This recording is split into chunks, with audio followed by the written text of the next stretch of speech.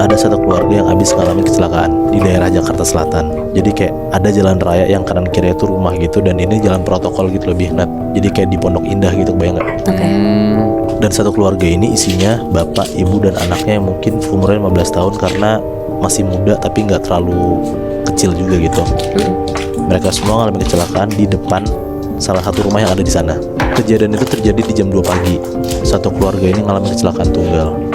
Dan kecelakaannya itu terjadi di depan rumahnya Bapak Sutoyo. Jadi di depan rumah Bapak Sutoyo ini ada pohon. Nah, keluarga ini nabrak pohon itu dan meninggal di tempat. Jadi beneran kecelakaan tunggal. Dengar ada suara kayak duar gitu. Ya warga-warga sana langsung keluar rumah lah, kaget kan karena kayak ada suara apaan tuh kan pagi-pagi buta. Warga-warga sana keluar dan mereka ngeliat ada kecelakaan tunggal di sana. Buru-buru lah mereka ngurus korban itu.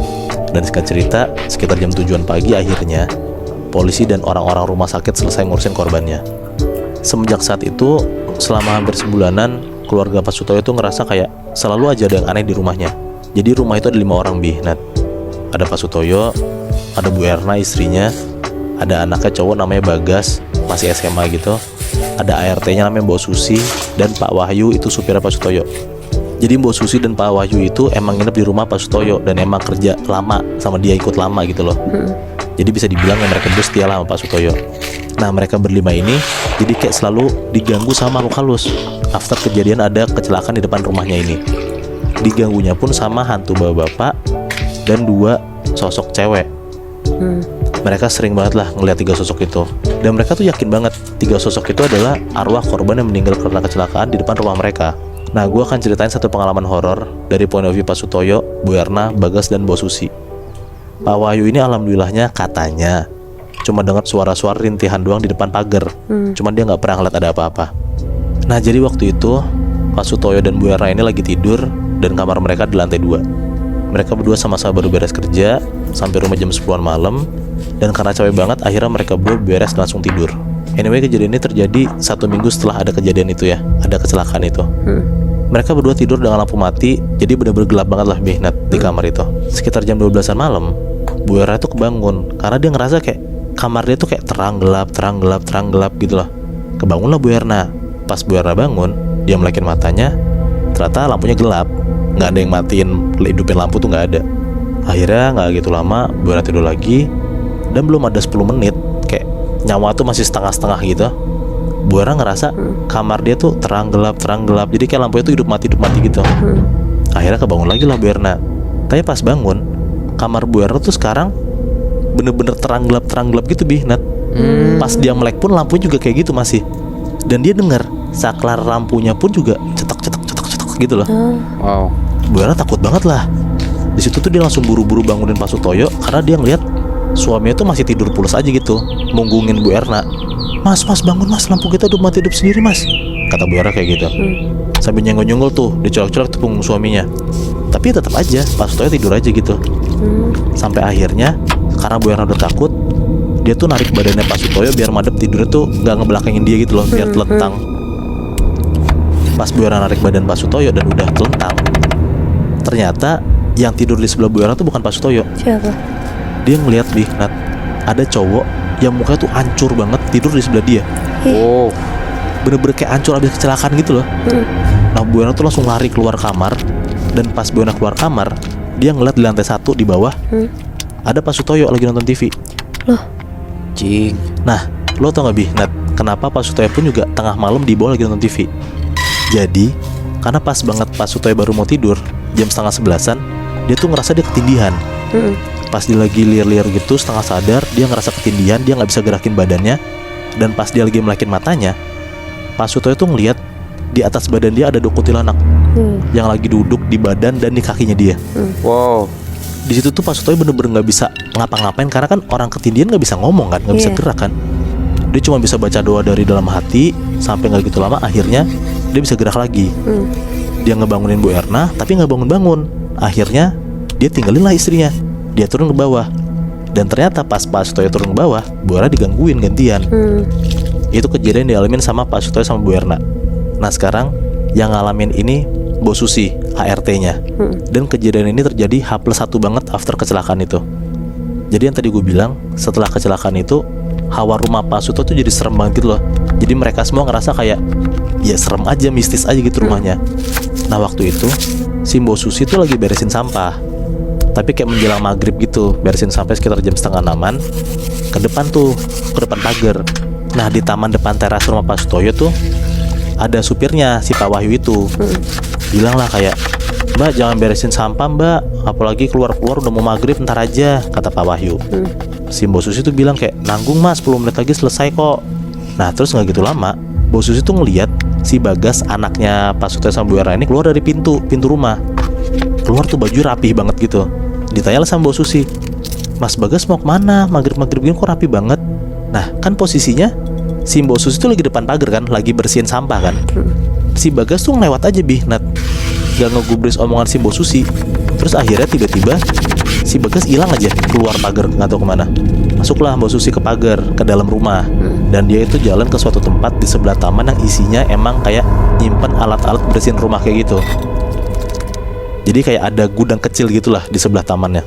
Pas dia buka pintunya, Mbok Susi tuh ngeliat kayak ada sosok bapak atau cowok gitu ngebelakangin dia, pakai baju yang persis banget sama apa yang Bagas pakai tadi. Nah refleks si Mbok Susi langsung tutup pintunya lah, karena dia kaget ada siapa dalam kan.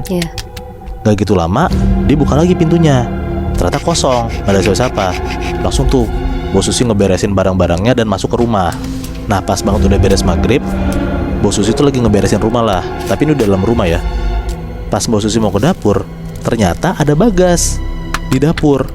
Ditanyalah sama Mbok Susi, "Loh Mas Bagas, bukannya tadi keluar pakai baju rapi?" Bagas bilang kayak, "Loh Mbok, kan aku di rumah dari tadi." Loh, terus itu siapa? Nah itu dia Nat, yang si Mbok Susi mikir kayak, jadi ada orang yang keluar pagar dan yang ada di dalam gudang itu siapa gitu loh. Sampai detik ini pun juga Mbok Susi nggak pernah bilang ke Bagas kalau misalnya dia ngeliat ada orang yang mirip Bagas. Nah tapi Mbok Susi tuh yakin banget kalau itu adalah korban kecelakaannya, karena katanya pas orang-orang lagi evakuasi korban itu, si bapaknya itu pakai baju rapi banget. Jadi kayak si Mbok Susi tuh mikir ngasal gitu, apa jangan-jangan yang dia lihat adalah korban kecelakaannya. Nah yang terakhir sekarang dari point of view Bagas, anaknya Pak Sutoyo sama Bu Erna. Kejadian yang dialamin Bagas ini hampir mau sebulan setelah kecelakaan itu. Bagas ini kan masih SMA, jadi tuh dia sering pulang malam karena les. Nah kalau Bagas ini ngalamin after dia pulang les malam-malam. Jadi katanya ada jadwal les tambahan dari jam 7 sampai jam 9. Jam 9 malam Bagas beres les, dan dia tuh nyampe rumah sekitar jam 10-an. Pas dia masuk rumah, gak tau kenapa hawanya tuh dia ngerasa kayak makin mencekam gitu loh malam itu, makin serem aja hawanya. Nah yaudahlah, dia coba cuek aja. Dia masuk ke kamar, dia ganti baju, dan posisinya satu rumah udah pada tidur. Dan kalau misalnya udah malam, rumah Pak Suto tuh biasanya dimatiin lampunya, jadi kayak remang-remang gitu. Beres dia bersih-bersih, dia tuh keluar kamar. Dia mau ke dapur buat ngecek ada makanan atau enggak karena dia lapar.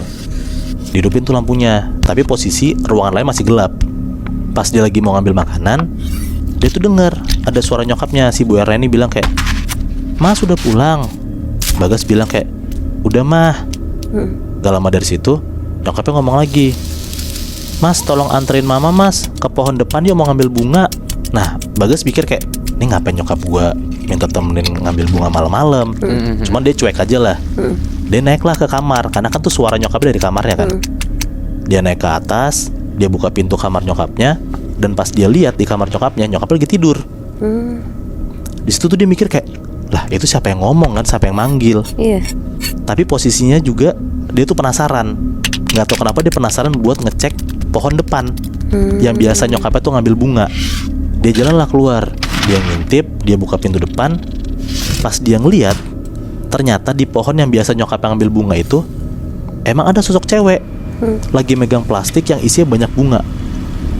Terus kayak di situ dia mulai takut tuh, karena kayak dia yakin banget itu bukan Mbok Susi dan itu bukan nyokapnya. Akhirnya dia buru-buru nutup pintunya dan dia mau balik lagi ke dapur. Jadi habis dia mau ngambil makan, dia tuh langsung mau naik ke kamar, makan di kamar habis itu tidur. Nah dia mau jalan tuh ke dapur lagi. Nah modelan rumahnya tuh kayak, jadi tuh dia masuk ruang tamu. Nah kan dia mau ke dapur nih, mau ngambil makanan.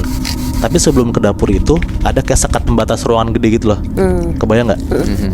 Nah pas dia mau ke dapur, di balik sekat, nah anyway sekat yang tadi gue bilang tuh nggak ngeblok gitu loh. Jadi kayak ada bolong-bolong dikit. Jadi dari jauh pun juga lo bisa ngeliat dari dalam dapur ada apa gitu. Tapi masih nggak jelas ya karena kan sekat-sekat kecil-kecil gitu kan bolongnya. Nah pas dia ngedeketin sekatnya itu, dia ngeliat Binat di dalam dapur itu kayak ada sosok cewek yang dia lihat di luar.